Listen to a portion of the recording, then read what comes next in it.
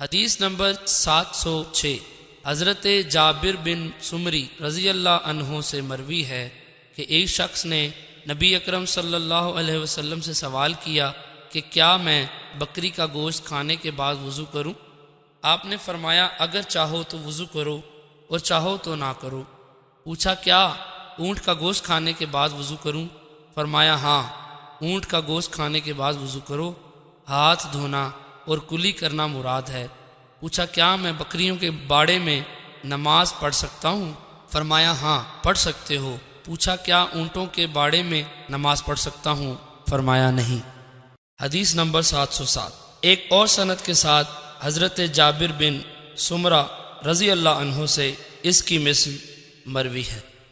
حدیث نمبر 708 حضرت عبداللہ بن زید رضی اللہ عنہ نے بارگاہ نبوی میں شکایت کی کہ ان کو نماز میں وضو ٹوٹنے کا شک رہتا ہے۔ آپ نے فرمایا نماز نہ توڑو حتیٰ کہ آواز سنو یا بو محسوس کرو۔ حدیث نمبر 709 حضرت ابو ہریرہ رضی اللہ عنہ سے مروی ہے، فرماتے ہیں نبی اکرم صلی اللہ علیہ وسلم نے فرمایا جب تم میں سے کوئی شخص اپنے پیٹ میں کچھ محسوس کرے اور اس کے شک ہو کہ آیا اس سے کچھ نکلا یا نہیں تو مسجد سے ہرگز نہ نکلے حتیٰ کہ آواز سنے یا بو محسوس کرے۔